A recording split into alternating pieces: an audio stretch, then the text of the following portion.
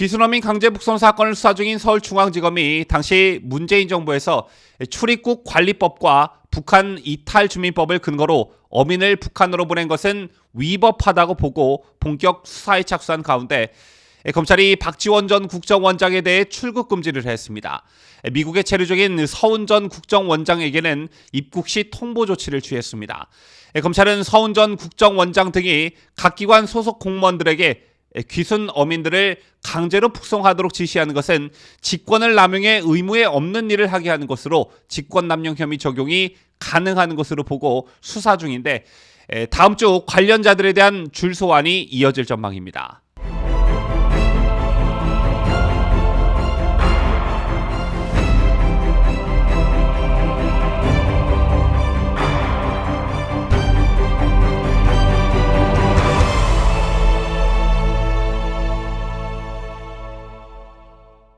시청자 여러분 안녕하십니까? 뉴스데일리 베스트 민앵커입니다.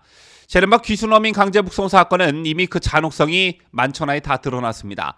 자유대한민국에서 도저히 일어난 일이라고는 도저히 믿기 어려운 일이 실제 수면 위로 드러나면서 우리 국민들은 물론 다른 자유진영 국가들도 경악을 금치 못하고 있는 상황이죠.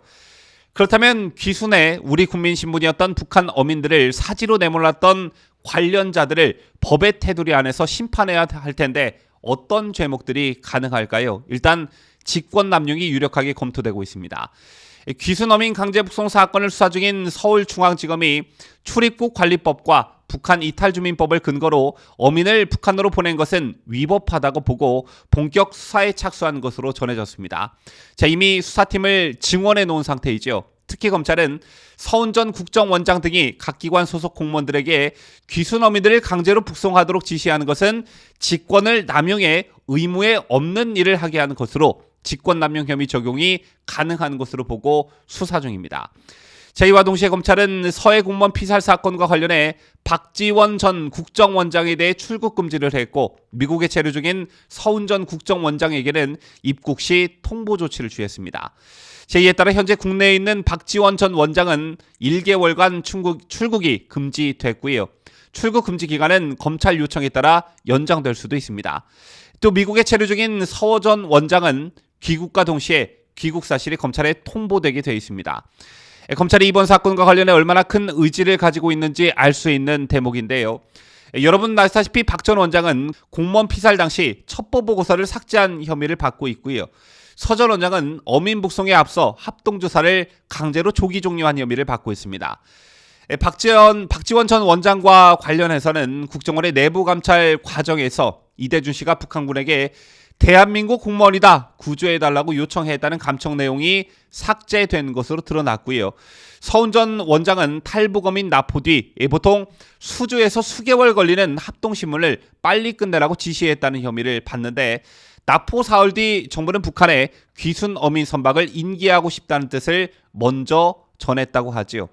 제2의 대통령실은 중대한 국가범죄라는 표현을 쓰면서 철저한 진상규명을 예고했고 검찰이 이에 발빠르게 움직이고 있는 것입니다.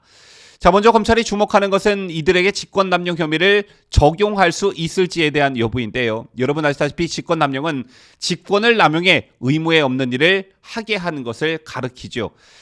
대한민국 헌법 제3조에 따르면 대한민국의 영토는 한반도와 그 부속도서로 한다 이렇게 되어 있습니다. 이 때문에 지금까지 법원에서는 북한 주민도 대한민국 국민으로 판단해 왔습니다. 탈북 주민들을 대한민국 국민으로 인정하고 북한 이탈 주민법상의 정착 지원을 해온 것도 이 법률을 근거로 하고 있습니다. 검찰은 출입국 관리법이 외국인이나 무국적자를 대상으로 하기 때문에 대한민국 국민인 탈북 어민들에게 적용할 수 없는데도 문재인 정부가 위법하게 적용하는 것으로 판단하고 있는 것으로 전해졌고요. 또한 검찰은 북송 이후 통일부가 이들이 살인 등 중대한 비정치적 범죄로 보호 대상이 아니며 우리 사회 편입 시 국민의 생명과 안전에 위협이 되고 흉악 범죄자로 국제법상 난민으로 인정할 수 없다고 판단해 정부 부처 협의 결과에 따라 추방을 결정했다고 밝힌 부분에 대해서도 문제가 있다고 보고 있습니다. 대한민국 국민인 북한 어민들에게 외국인 등을 대상으로 하는 난민법을 적용했다는 것이죠. 때문에 문재인 정부가 이를 위반했고 이 과정에서 서 전 원장과 정의용 전 청와대 국가안보실장, 김현철 전 통일부 장관 등이 하급 공무원에게 귀순 어민들을 강제로 북송하게 한 것은 직권남용에 해당할 수 있다는 것입니다. 한 검찰 관계자는 불법적인 일을 시키는 것은 의무 없는 일을 하게 한 것과 같다고 볼 수 있다 이렇게 말했는데요. 형법 123조는 공무원이 직권을 남용해 의무 없는 일을 하게 하거나 권리 행사를 방해하지 못하도록 하고 있습니다. 자, 이거 여러분 아시다시피 문재인 정권이 적폐청산할 때 주로 써먹던 혐의이기도 하죠. 어쨌든 현재 수사독계 진척을 보이고 있는 것으로 알려졌습니다. 이 사건을 수사하는 서울중앙지검 공공수사 3부는 지난 13일 국정원 압수수색을 통해 확보한 자료들을 분석 중에 있고요. 또 검찰은 정의용 전 실장과 김 전 장관을 직권남용 등의 혐의로 고발한 시민단체 북한인권정보센터 관계자를 모두 불러 조사를 마쳤습니다. 때문에 이르면 다음 주부터 이 사건에 관여한 사람들이 검찰에 줄 소환될 것이다 라는 전망이 나오고 있는 것입니다.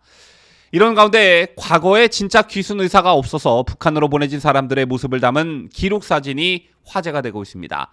지금부터 해당 사진을 차례로 보여드릴 텐데요. 지금 보시는 사진은 동해상에서 조난당한 뒤 구조된 북한 주민 3명이 2013년 7월 북으로 송환된 뒤 만세를 부르고 있는 모습입니다.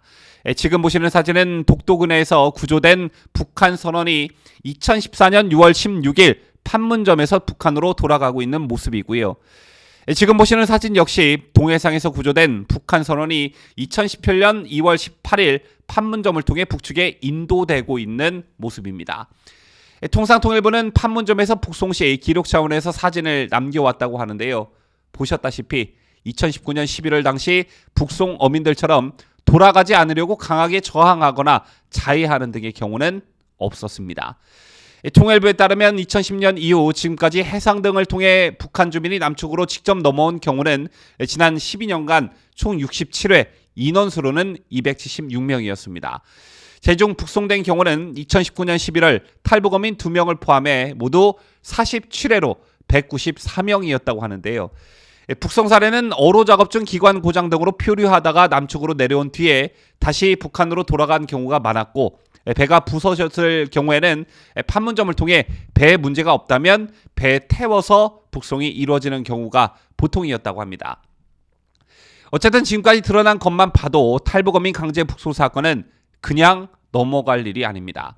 헌법과 법률을 위반하고 국제적으로 나라꼴을 부끄럽게 만든 중대한 국기문란 사건이 맞습니다. 때문에 누가 왜 이런 지시를 내렸는지 규명하기 위한 철저한 조사와 수사가 필요한 것이고요.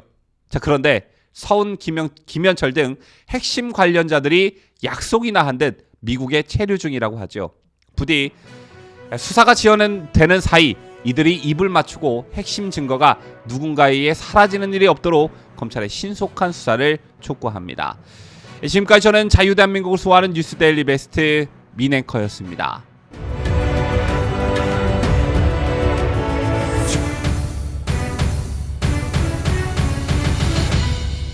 함께해요.